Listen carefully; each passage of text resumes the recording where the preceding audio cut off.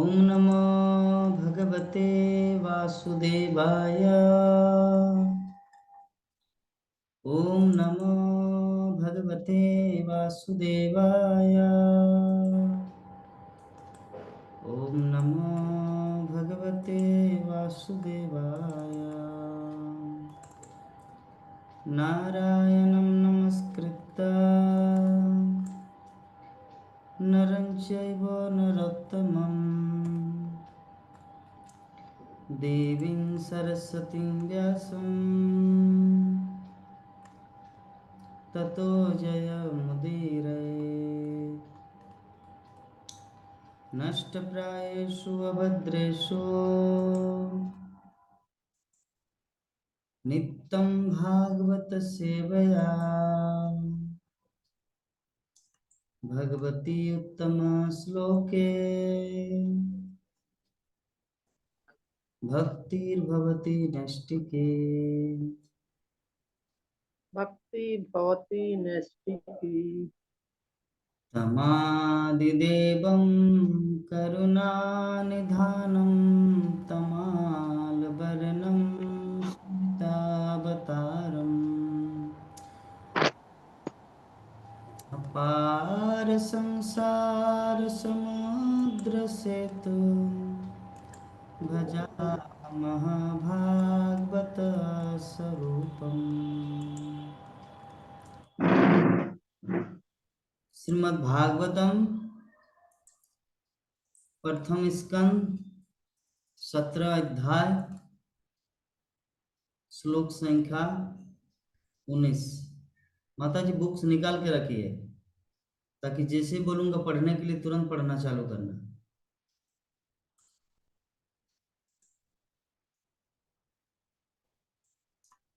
केचिद् विकल्पवशना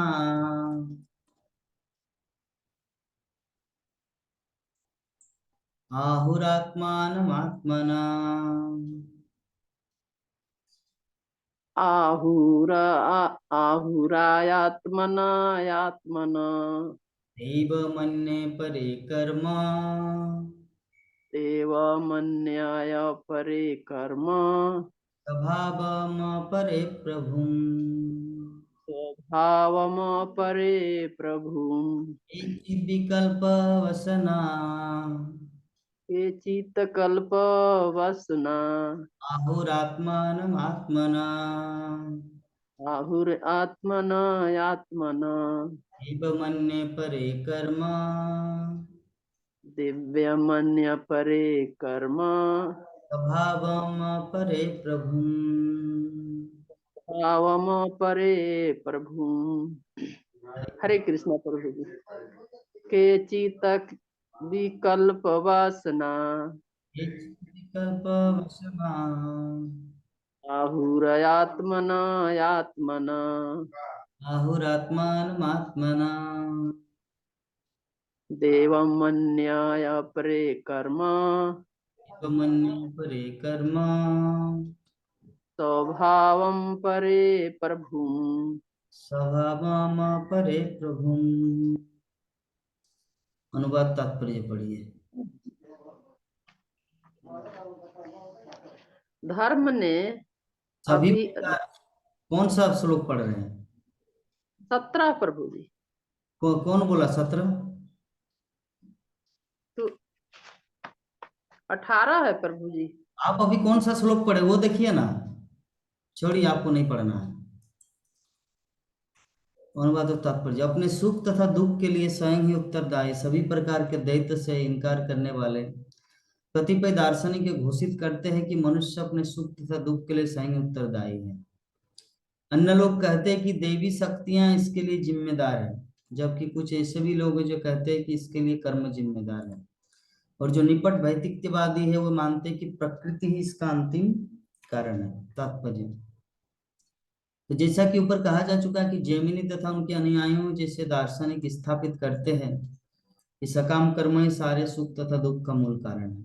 और यदि कोई श्रेष्ठ अधिकारी कोई अति मानव या शक्तिशाली भगवान या देवता है तो वो भी सकाम कर्म के प्रभाव के अधीन है, क्योंकि वे लोगों के कर्म के अनुसार ही फल देते हैं। उनका कहना है कि कर्म स्वतंत्र नहीं है, क्योंकि कर्म किसी कर्ता द्वारा संपन्न होता है, अतः कर्ता ही अपने सुख या दुख का कारण है। तो भगवत गीता के 6 अध्याय के 5 नंबर श्लोक में भी इसकी पुष्टि की गई है कि भौतिक राग से मुक्त मन के द्वारा मनुष्य संसार के कष्टों से अपना उद्धार कर सकता है। अतः किसी को अपने मन के भौतिक राग के कारण अपने आप को बंधन में नहीं डालना चाहिए। इस तरह मनुष्य का मन ही उसके सुख तथा दुख में उसका मित्र या शत्रु है। नास्तिक भौतिकतावादी सांख्यवादी ये निष्कर्ष निकालते हैं कि भौतिक प्रकृति समस्त कारणों की कारण है। उनके मत अनुसार भौतिक तत्वों के संयोग ही भौतिक सुख दुख के कारण है, और पदार्थों का विघटन ही समस्त भौतिक तापों से मुक्त होने का कारण है। गौतम तथा कनाद परमाणुओं के संयोग को ही प्रत्येक वस्तु का कारण मानते हैं, और अष्टावक्र जैसे निर्विशेषवादी ये पाते हैं कि ब्रह्म का आध्यात्मिक तेज ही समस्त कारणों का कारण है। किंतु भगवत गीता में स्वयं भगवान घोषित करते हैं कि वे निराकार ब्रह्म के स्रोत हैं, अतः वे अर्थात भगवान का व्यक्तित्व ही समस्त कारणों के परम कारण है। ब्रह्म संहिता में भी इसकी पुष्टि हुई है कि भगवान कृष्ण ही समस्त कारणों के अंतिम कारण है। तो ये 19 नंबर श्लोक में हम लोग अभी डिस्कस करेंगे।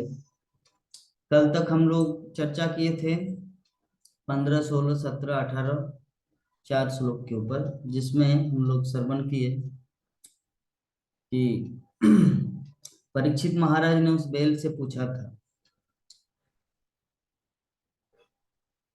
कौन सा बैल? धर्म को पूछा था। जो गाय और बैल अर्थात धरती माता और धर्म दोनों एक साथ में बैठकर चिंता कर रहे थे कलियुग में क्या क्या होने वाला है। तो जब परीक्षित महाराज उसके ऊपर नजर दिए, बोले कि तुम्हारा तीन पांव किसने काटा, मुझे बताइए, मैं उसको धरती आकाश पाताल वो जहां कहीं भी रहे उनको मैं दंडित करूंगा। तो धर्म ने उत्तर देना चालू किया, कल से स्टार्ट किए हैं। कल के श्लोक में जो वर्णन हुआ था कि धर्म ने बताया कि ये बता पाना कठिन है कि किसने मुझे दुख पहुंचाया, कष्ट पहुंचाया, क्योंकि संसार में विभिन्न प्रकार के अलग अलग दार्शनिक है, अलग अलग मतवाद है। तो कोई बोलते कि इसके कारण ये हुआ, कोई बोलते कि उनके कारण ये हुआ, कोई बोलते कि इस ज्योतिष के कारण, कोई बोले भूत प्रेत लग गया, कोई बोले कि उसका पेट खराब हुआ। विभिन्न प्रकार का सबका अलग अलग मत है। कोई ज्योतिष का दिखाता, कोई डॉक्टर का, तो कोई चामुंडा काली दुर्गा माँ, जो भी है। अल्टीमेटली ये बता पाना कठिन है कि कौन सही है और किसने हमें दुख पहुंचाया। तो कल हम लोग शिला प्रभुपाद के तात्पर्य में से वो चीज डिस्क्रिप्शन में सीखे हैं कि धरती माता और धर्म अर्थात बैल और गाय दोनों को पता था कि हमारे दुख का कारण है ये कली जो सामने खड़े हैं, लेकिन फिर भी उन्होंने एक चीज सोचा जो परीक्षित महाराज को नहीं बोला। क्या? कि जो कली हम दोनों को जो कष्ट दे रहे हैं इसके पीछे भी कारण है, क्योंकि भगवान की इच्छा के बिना पत्ता भी नहीं हिलता। तो ये जो कली हम दोनों को कष्ट दे रही, इसका मतलब इसके पीछे भी भगवान का हाथ है, इसीलिए उन्होंने चुप रहा। तो आज के श्लोक में दूसरा उत्तर दे रहे हैं। जैसे कल एक उत्तर दिया कि बोले कि सभी प्रकार के दैत्य से इनकार करने वाले कतिपय दार्शनिक, कुछ दार्शनिक ये अनाउंस करते हैं, घोषित करते हैं कि मनुष्य अपने सुख तथा दुख के लिए स्वयं ही उत्तरदायी है। उनके लिए कोई दूसरा व्यक्ति उत्तरदायी नहीं है, अपने सुख तथा दुख के लिए स्वयं उत्तरदायी है। और कुछ अन्य लोग कहते हैं कि देवी शक्तियां इसके लिए जिम्मेदार है। देवी शक्तियां मतलब जैसे आप टमाटर लगाए और बहुत बारिश हुआ, बहुत बारिश हो रहा है, तो अभी किसको दोष देंगे आप? बीज को या खुद को या अपनी मेहनत को आप दोष देंगे? देवी शक्ति, क्योंकि वर्षा ज्यादा हुआ जिसके कारण आपका फसल बिगड़ गया। हाँ, तो वो कारण है। लेकिन इसका एक सूक्ष्म कारण भी हो सकता है। क्या सूक्ष्म कारण है? कि उनकी किस्मत में ऐसे समय में पैसा लिखा नहीं रहा था। जैसे टमाटर बेचेंगे तो मार्केट में, तब उसका पैसा आएगा। तो पैसा कब आएगा? अगर उसके किस्मत में रहे तो। उनके भाग्य में अगर पैसा नहीं लिखा तो वो कितना भी मेहनत करे और टमाटर फल नहीं देगा और मार्केट में बेच के उसका पैसा नहीं आएगा। क्यों? क्योंकि मूल कारण उनकी किस्मत में नहीं है। तो मूल दायी कौन है, प्रकृति या वो खुद? वो खुद, क्योंकि उनकी किस्मत में नहीं है। वर्षा किया, ज्यादा बारिश हुआ, इसलिए फसल बिगड़ गया, मूल कारण वो नहीं है। मूल कारण क्या, उनका किस्मत। क्योंकि किस्मत में वैसे उस फरवरी के 17 तारीख में इतना पैसा नहीं है, लेकिन वो ऐसा करने जा रहे थे, नहीं है। क्यों? किस्मत में नहीं था। तो अलग अलग दार्शनिक का अलग अलग मत है। कोई बोलते ये, कोई बोलते वो, कोई बोलते ये। हाँ, देवी शक्तियां, पहला क्या, कुछ कुछ लोग बोलते कि स्वयं सुख दुख के लिए स्वयं उत्तरदायी है। दूसरा कि देवी शक्तियां अर्थात सूखा, अकाल, भूकंप, बाढ़। और जबकि कुछ लोग ऐसे भी है जो कहते हैं कि इसके लिए कर्म जिम्मेदार है, मतलब भाग्य। और जो निपट भौतिकतावादी है, जो बहुत ही मूर्ख है या मेटेरियलिस्टिक पर्सन है, वे मानते हैं कि प्रकृति ही इसका अंतिम कारण है। जो भौतिक लोग बोलते हैं ना, जैसे किसी का एक्सीडेंट हो गया, तब वो क्या यार, ये जो ऊपर वाला है ना, ये हमको सिर्फ कष्ट देता है। वो किसको दोष दिया? ऊपर वाले को, अर्थात प्रकृति को दोष देती। तो जो भौतिकतावादी है वो प्रकृति को दोष देते हैं। तो श्रील प्रभुपाद इसके विषय में ब्रीफली डिस्कशन दिए हैं कि अलग अलग दार्शनिक है, जैमिनी ऋषि, उनके अनुयायी जैसे दार्शनिक स्थापित करते हैं कि सकाम कर्म के सारे सुख तथा दुख का मूल कारण है सकाम कर्म। सकाम कर्म मतलब हम लोग जानते हैं सकाम कर्म है और निष्काम कर्म है। सकाम कर्म का अर्थ क्या होता है? देवी देवताओं की पूजा को सकाम कर्म कहा है, क्योंकि उसके माध्यम से हम लोग कुछ प्राप्त करते हैं, कर्म कांडीय सेक्शन। और एक है निष्काम कर्म, अर्थात निष्काम भक्ति, निष्ठा, कृष्ण के लिए करना। रसोई करेंगे कृष्ण के लिए, कुछ भी किया जाए कृष्ण के लिए करना, वो है निष्काम। तो सकाम कर्म से व्यक्ति संसार में बंध जाता है और निष्काम कर्म से व्यक्ति संसार से मुक्त होकर भगवान के धाम पहुंचता है। ठीक है। तो जैमिनी ऋषि का कहना है, महाभारत में वर्णन है कि प्रत्येक व्यक्ति के जीवन में सुख तथा दुख का मूल कारण है उनका सकाम कर्म। और यदि कोई श्रेष्ठ अधिकारी, कोई अति मानवीय शक्तिशाली भगवान या देवता है, तो वे भी सकाम कर्म के प्रभाव के अधीन, क्योंकि ये लोगों के कर्म के अनुसार ही फल देते हैं। मान लीजिए वरुण देव का काम क्या है? जल, जल का मंत्री है। सरस्वती देवा है, सरस्वती देवी क्या है? लर्निंग मिनिस्टर है, अर्थात विद्या की देवी। लक्ष्मी देवी क्या है? धन की देवी। इंद्रदेव क्या है? बारिश देने वाला। अग्निदेव क्या है? अग्नि देव। तो प्रत्येक व्यक्ति का अलग अलग डिपार्टमेंट है। तो आपके किस्मत में अगर इतना दिन में इतना पैसा लिखा है, तो लक्ष्मी देवी वो भरण पोषण करेंगे, लक्ष्मी देवी वो आपके लिए अकाउंट में पैसा भेजेंगे किसी के मदद। और आपके किस्मत में अगर लिखा है कि आप बहुत ज्ञानवान होंगे, तो सरस्वती देवी आपको वो ज्ञान देंगे। लेकिन वो लोग अपनी इच्छा से कुछ नहीं दे पा रहे हैं। बैंक की तरह है, जैसे बैंक में हम लोग जाते हैं, जाके वो एक रसीद काटते हैं, रसीद से फॉर्म भर के जमा देते हैं कि मुझे इतना पैसा चाहिए। बैंक में हम लोग भरते हैं। आपके अकाउंट में अगर 16-17 हजार रुपया होगा, तो आप 10,000 का या 16,000, 15 जो भी है आप लिख सकते हैं। आपका 1 लाख रुपया लिख के देंगे, तो क्या वो आपको 1 लाख रुपया देगा? आपका अकाउंट में जितना बैलेंस रहेगा उस अनुसार वो आपको प्रोवाइड करेंगे। हाँ, उस अनुसार आपको प्रोवाइड करेंगे। तो अभी चीज को समझना है कि उसी तरह हमारे अकाउंट में, हमारे कर्म में, हमारे भाग्य में, हमारे जो वैधानिक स्थिति है, अर्थात हमारे किस्मत में जो लिखा है कि पिछले जीवन के कर्म में जो कुछ संचित हुआ है अकाउंट में फल, वही चीज प्राप्त होगा, उससे ज्यादा नहीं। तो उसमें देवी देवताओं का हाथ कहाँ है? वो तो हमारे खुद का कर्मफल हम लोग पा रहे हैं। इससे पता चलता है कि सकाम कर्म का फल हम लोग को भोगना पड़ता है, और वो लोग भी उससे ज्यादा नहीं दे सकता। अर्थात देवी देवता भी इसमें बंधे हुए हैं, वो भी अधीन है। कर्म स्वतंत्र नहीं है, क्योंकि कर्म किसी कर्ता द्वारा संपन्न होता है। कर्म एक्टिविटी, कार्य। जैसे मान लीजिए मैं अभी बोतल से पानी पीऊंगा, तो मैं हूं कर्ता, और मैं जो पी रहा हूं वो है कर्म। मैं पी रहा हूं तब तो वो जा रहे हैं अंदर। तो कर्म, अगर ये कर्म मतलब ये पानी बोतल ऑटोमेटिक क्या मेरे मुंह में आ रहा है?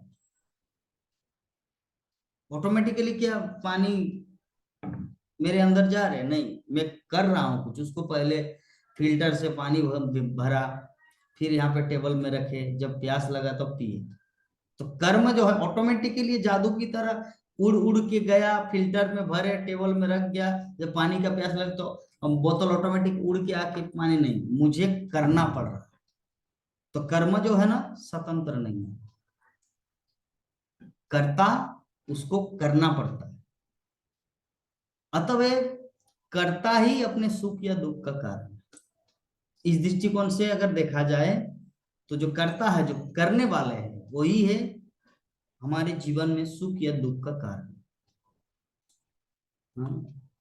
तो भगवत गीता में जो षष्ठ अध्याय है, 5 नंबर श्लोक, जिसमें बताया गया कि जो मन है हमारे, ये मन ही हमारे सुख या दुख का कारण बनता है। अर्थात मन ही हमारे मित्र या शत्रु का काम करता है। अगर मन कृष्ण भक्ति करे तो मित्र का काम हुआ, कृष्ण भक्ति के छोड़कर अलग काम करे तो वो शत्रु का काम है। क्योंकि ये मन क्या करेगा, उनको नरक में ले जाएंगे। तो सुख या दुख का कारण कौन है? हमारा मन। ठीक है। और कुछ कुछ जो नास्तिक लोग हैं, नास्तिक भौतिकतावादी सांख्यवादी, ये निष्कर्ष निकालते हैं कि भौतिक प्रकृति समस्त कारणों की कारण है। उनके मत अनुसार भौतिक तत्वों के संयोग ही भौतिक सुख दुख के कारण है, और पदार्थ का विघटन ही समस्त भौतिक तापों से मुक्त होने का कारण है। अर्थात ये जो हमारे शरीर में 24 तत्वों से बना हुआ है, जल वायु पृथ्वी अग्नि और आकाश, क्षिति जल पावक गगन समीरा, ये 5 इंद्रियां, पंच कर्मेंद्रियां, 5 ज्ञानेंद्रिया, हाँ, ये आंख, कान, नाक, मुंह, जीभ, हाथ, ये जो इतनी सारी, ये जो 24 तत्वों से जो हमारा शरीर निर्माण हुआ है, तो हमारे सुख दुख का कारण यही है, क्योंकि यही कुछ गलत किए जिसके कारण हम लोग को भोगना पड़ रहा है। तो ये नास्तिक फिलोसॉफी का दर्शन है। और गौतम तथा कनाद परमाणुओं के संयोग कोई प्रत्येक वस्तु का कारण मानते हैं, और अष्टावक्र जैसे निर्विशेषवादी ये पाते हैं कि ब्रह्म का आध्यात्मिक तेज ही समस्त कारणों का कारण, अर्थात आत्मा ही हमारे सुख दुख का कारण है। किंतु भगवत गीता में भगवान स्वयं घोषित करते कि निराकार ब्रह्म, वो भगवान श्री कृष्ण कौन है? निराकार ब्रह्म के स्रोत है। अतः वे, अर्थात भगवान का व्यक्तित्व ही समस्त कारणों के परम कारण है। तो ब्रह्म संहिता में इसी बात की पुष्टि हुई है कि भगवान श्री कृष्ण को कहा गया है ईश्वर परम कृष्ण सच्चिदानंद विग्रह अनादिरादि गोविंद सर्व कारण कारण। कृष्ण जो है समस्त कारणों के मूल कारण है। तो अल्टीमेटली हम लोग समझ गए इस संसार में, तो ये बेल जो धर्म है, परीक्षित महाराज को ये चीज समझाया। अभी 20 नंबर श्लोक में बेल आगे बता रहे परीक्षित महाराज को, अप्रत्यक्षार्ध निर्देशाति किस्सा विनिश्चय अत्रानुरूपम राजर्षे बिंबिश सोमनीशया। कि कुछ ऐसे भी चिंतक हैं, कुछ ऐसे भी लोग हैं जिनका विश्वास है कि न तो तर्क द्वारा कष्ट का कारण निश्चित किया जा सकता है, न उसे कल्पना से जाना जा सकता, न ही शब्दों द्वारा उसे व्यक्त किया जा सकता है। हे राजर्षि महाराज परीक्षित, आप अपनी बुद्धि से ये सब सोचकर अपने आप निर्णय करें। मैं कैसे बताऊं कि इसके कारण मेरा ये झगड़ा हुआ, इसके कारण मेरा ये दशा हुआ। मैं सब कुछ पूरा डिटेल बता दिया। जैसे कि एग्जाम्पल, एक व्यक्ति एक दुकान में आया तो समोसा खाए, तो समोसा बहुत टेस्टी लगा। तो अभी पूछ रहे कि इसका कारण क्या है, किसने बनाया।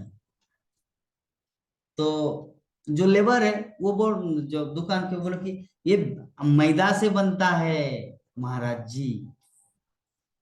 और कोई दूसरा व्यक्ति, ये मैं समोसा बहुत सुंदर लगा, कैसे बना। आलू रहता है अंदर जिसमें झाल मसाला दिया जाता है, ये कारण। तीसरा, कारीगर ने बनाया है, वो नहीं रहेगा तो थोड़ी बनेगा समोसा।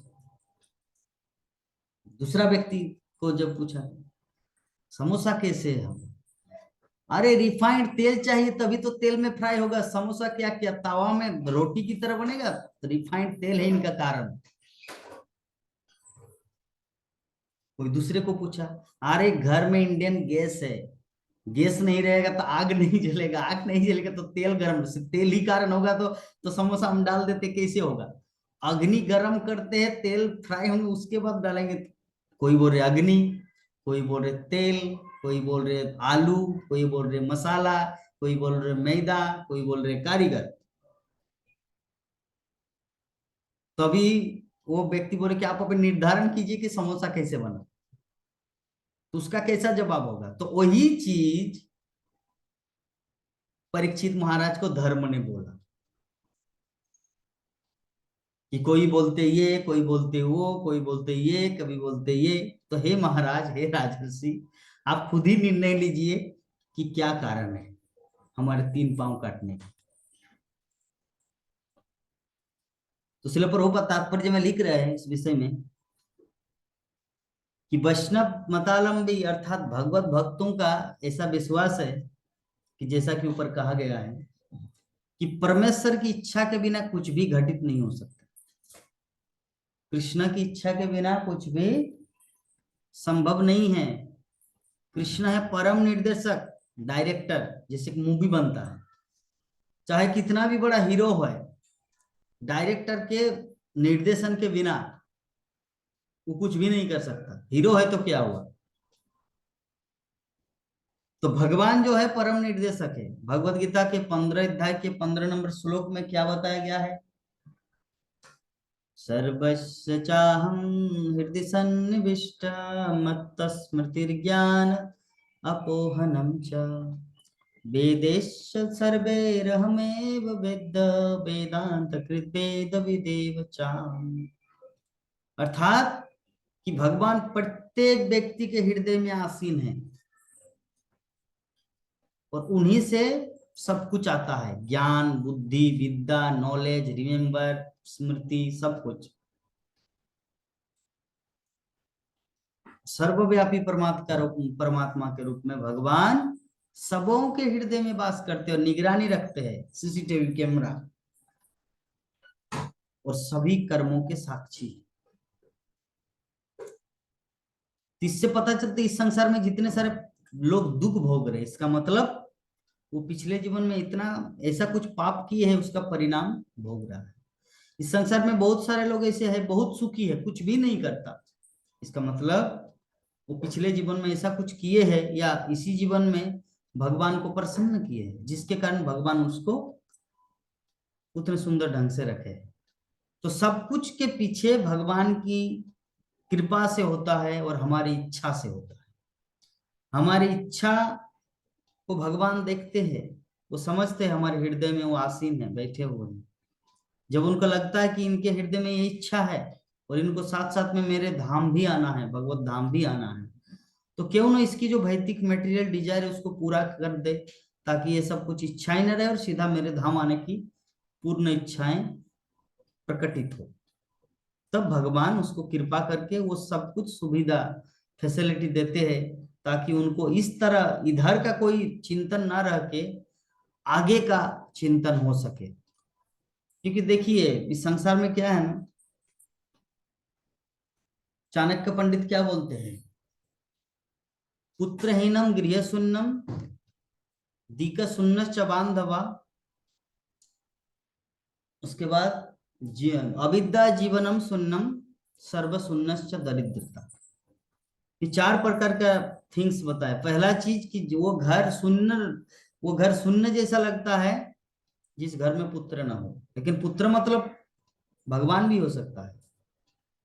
ठीक है, बहुत सारे ऐसे हैं जगत में, बहुत सारे वृंदावन में ऐसे बूढ़ी माता जी या और भी बहुत सारे लोग हैं जो बेचारी अकेली रहती है, लेकिन वो बहुत ब्रजवासी की बात कर रहे हैं हम।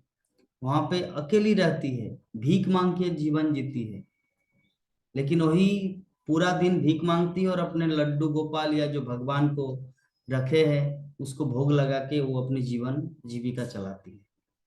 वृंदावन में ऐसे ऐसे है बहुत सारी माता जी। ब्रजवासी की बात करें तो उनके घर में पुत्र नहीं है, लेकिन उनके घर में भगवान है, तो वो पुत्र है, साक्षात भगवान है। मतलब वो अगले जीवन में सीधा गोलोक वृंदावन में जाके जसोदा माँ बनेगी। ठीक है, तो चाणक्य पंडित का पहला क्या है? पुत्रहीनम गृह शून्यम दीक शून्य बांधवा। अगर कोई व्यक्ति किसी जगह जाए वहां पर उनका कोई मित्र ना हो तो वो दिक शून्य है। आप चले गए द्वारकाधीश, वहां पे कोई आपका है ही नहीं, तो वहां पे आपके लिए शून्य है वो जगह। वहां पे अगर कोई रिलेटिव्स हो या कोई मित्र हो तो अच्छा है, आप आराम से घूम सकते हैं, जगह देख सकते हैं, अच्छी तरह रह सकते हैं। और तीसरा चीज क्या बोले? अविद्या जीवनम शून्यम। अगर आपके जीवन में ज्ञान नहीं है, बुद्धि नहीं है, तो आपके पास कुछ नहीं है। अगर ये चीज रहेगा तो सब कुछ है। और चौथा नंबर क्या है? सर्व शून्य से दरिद्रता। अगर आपके पास पैसा नहीं है तो आपके पास सब गया। सर्व शून्य, पहला पुत्र शून्य, दूसरा दिक शून्य, तीसरा गृह शून्य, उसके बाद दिक शून्य, तीसरा जीवन शून्य। अगर विद्या न रहे तो उनका जीवन बैठता है, जीवन शून्य। और चौथा है पैसा। अगर पैसा न रहे तो उनका पूरा ही शून्य है, जीवन भी शून्य है, घर भी शून्य है, दिख भी शून्य है, एवरीथिंग इज जीरो। हाँ, तो ये किस लिए मैं बोला, किस आधार पर बोले माता जी? हाँ, शून्य से दरिद्रता, अर्थात ये जो चार चीजें, तो भगवान श्री कृष्ण जो है ना, वो अपने भक्तों से बहुत प्रेम करते हैं।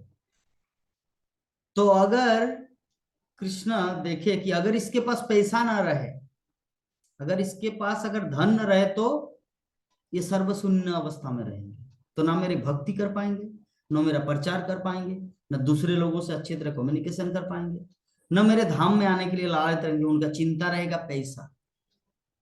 तो इसीलिए भगवान उस द्वार को बंद कर देते, पहले वो उसको जितना इच्छा है सब कुछ दे देते, जितना जरूरत है भगवान उनको पैसा भी देते, क्योंकि ये अगर नहीं रहेगा तो सब कुछ गड़बड़ होगा। चाणक्य पंडित बोले सर्व शून्य से दरिद्र। अगर पैसा नहीं रहे तो आपके पास ज्ञान रहे व्यर्थ है, आपके पास घर रहे फ्लैट रहे व्यर्थ है, यूजलेस। आपके पास पुत्र रहे घर में, यूजलेस। पैसा रहे तो सब कुछ है, पैसा नहीं है तो कुछ भी नहीं है। ये हमारे आचार्यों का कहना है। चाणक्य पंडित कोई आज का व्यक्ति नहीं है, प्राचीन काल के व्यक्ति है वो। 1700 वर्ष पूर्व, जब कलियुग तो 5000 वर्ष पूर्व हुआ। हाँ, तो फिर भी चाणक्य पंडित भी एक मध्य भारत के महान विचारक थे, तो कोई साधारण व्यक्ति नहीं थे कि आजकल के लोग जो टाका नहीं तो सौ मांगा, पैसा नहीं तो कुछ भी नहीं, इस तरह का व्यक्ति नहीं थे वो बहुत ही ज्ञानवान व्यक्ति थे। जैसे आजकल तो बहुत सारे ऐसे तो सभी लोग डायलॉग मारते हैं, अरे धर्म कर्म छोड़ो, पैसा है तो सब कुछ है। वैसा व्यक्ति नहीं है वो विचार करके चीज को बोले, अगर पैसा रहेगा तो सब कुछ होगा। पैसा रहेगा तो भक्ति भी होगा, एवरीथिंग विल बी पॉसिबल। तो भगवान क्या करते, उसे अरेंजमेंट कर देते ताकि सब कुछ संभव हो सके। ठीक है, तो हमारे हृदय में भगवान बैठे हुए, जिस तरह की इच्छा होती है पूरा करते हैं। लेकिन आज जो हम क्लास में श्रवण कर रहे थे वृंदावन के वो क्या कृष्णचंद्र जी ठाकुर, वो अपने भागवतम क्लास में बोल रहे थे कि भगवान से अगर जो चीज मांगोगे तो वही चीज पाओगे, लेकिन अगर भक्ति करो और कुछ ना मांगो तो वो चीज पाओगे जो तुम कल्पना भी नहीं कर सकते। मतलब समझे ना। अगर मान लीजिए भक्ति कर रहे हैं और कुछ मांग रहे हैं साथ साथ में, इसका मतलब तुम नुकसान में रहोगे, क्योंकि तुमको वो चीज प्राप्त नहीं होगा जो भगवान देना चाहते हैं, क्योंकि भगवान अपने लेवल में है और तुम अपने लेवल में हो। ठीक है, तुम अपने लेवल में हो, तो तुम अपने लेवल में क्या सोचते हो? अगर भिखारी है, अगर झोपड़ी में रहते तो तुम क्या सोचो कि मुझे ईंट का घर बना दे। अगर ईंट का घर है तो क्या सोचे कि मुझे एक अच्छी तरह इस सब बिल्डिंग अच्छा ताजमहल की तरह बना दे। अगर वैसे जगह में तो बोले कि मुझे एक सोने का घर बना दे। लेकिन आपको क्या पता है सोने से भी कोई बहुमूल्य चीज होता है, वो है चिंतामणि। वो तो आपको पता नहीं, और इस जगत में तो मिलता नहीं। तो आप तो वो कल्पना नहीं कर सकते, आप तो मांग भी नहीं सकते, क्योंकि आपके आप लेवल ऐसा नहीं है। लेकिन अगर ये नहीं मांगते तो भगवान आपको गोलोक वृंदावन में चिंतामणि के घर में बैठे। तो इसीलिए जो कृष्णचंद्र जी महाराज बोले चीज को कि भक्ति करते करते कुछ मांगो मत। भक्ति करते रहो कंटिन्यू, कुछ मांगो मत। भक्ति करते करते मांगोगे तो कुछ नुकसान में पड़ोगे। भक्ति करते करते अगर कुछ नहीं मांगोगे तो वो चीज मिलेगा जो आप कल्पना भी नहीं कर सकते, जबकि अनुभव से परे है। ठीक है, तो ये बुद्धिमान व्यक्ति का लक्षण है। भक्ति को नहीं छोड़ना है और कुछ मांगना भी नहीं भगवान से, ताकि वो अपने लेवल के अनुसार देंगे। जैसे उस दिन एग्जाम्पल दिए थे ना, कि राष्ट्रपति अगर आपके घर में आए और आप रहे भिखारी, तो आपको राष्ट्रपति क्या करेंगे? पहले आपका घर बना देंगे। घर में चेयर टेबल फैसिलिटी, पंखा, टीवी, सोफा, बिछाना, एवरीथिंग। घर में पानी बोतल, एवरीथिंग, फिल्टर, एसी, फ्रिज, सब कुछ पहले इंतजाम करेंगे, फिर वो घर में आएगा। तो उसी प्रकार भगवान जब कुछ देंगे ना, तो अपने तरीके से देंगे, अपने लेवल के अनुसार देंगे। हम जब कुछ मांगेंगे तो हम अपने लेवल के अनुसार मांगेंगे। अगर झोपड़ी है तो घर मांगेंगे, और अघोरी है तो झोपड़ी मांगेंगे। अघोरी मतलब गुलगुलिया।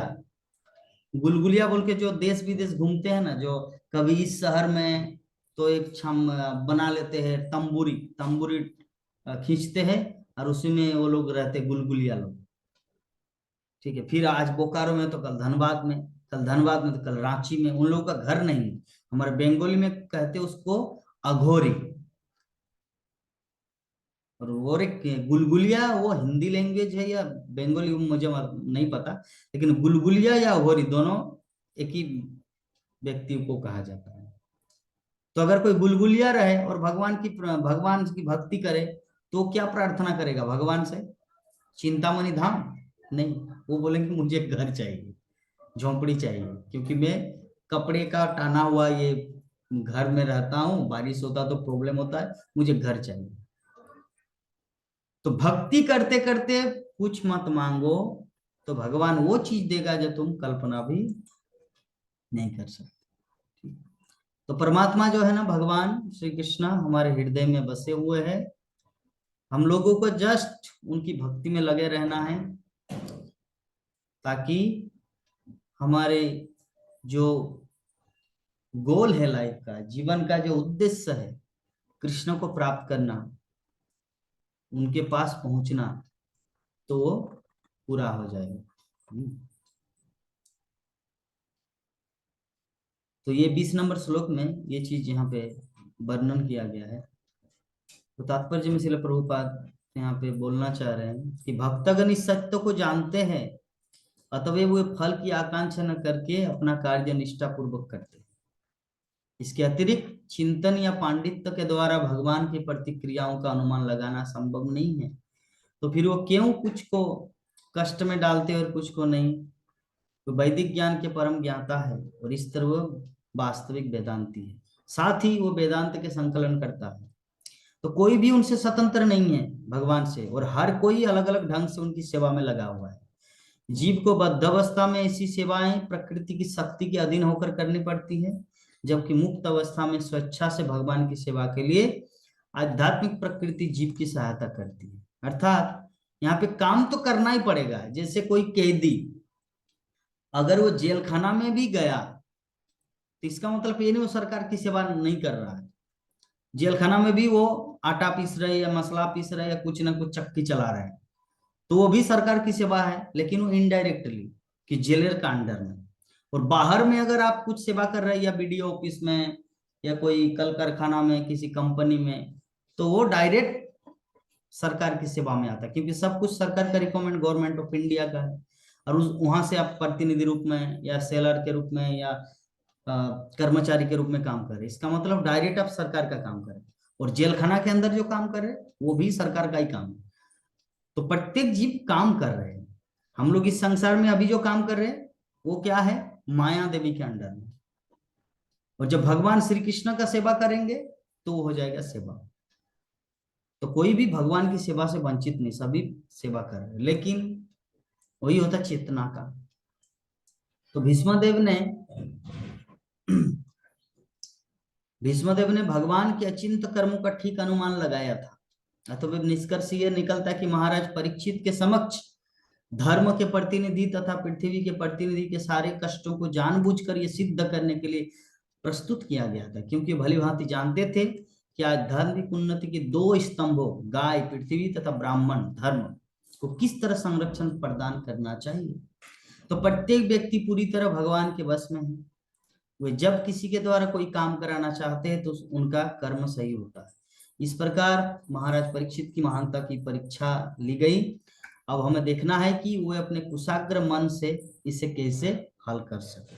तो कल हम लोग 21 नंबर श्लोक पर डिस्कस करेंगे, इसमें सूत गोस्वामी सोनकादि ऋषियों को आगे का स्टेप बताएंगे।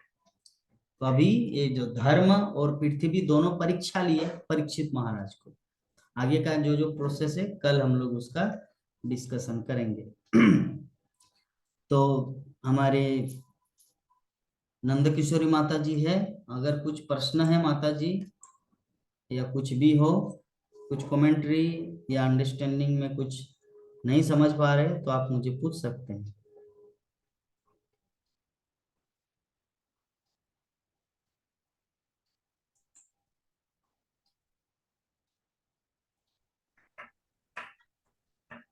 ये जो जब बैल के जो 3 टांग काट लिया गया, तो वे तो धर्म, मतलब बैल तो धर्म हुए, तो हम्म। उनका 3 टांग काट करके एक टांग पर उनको छोड़ा गया।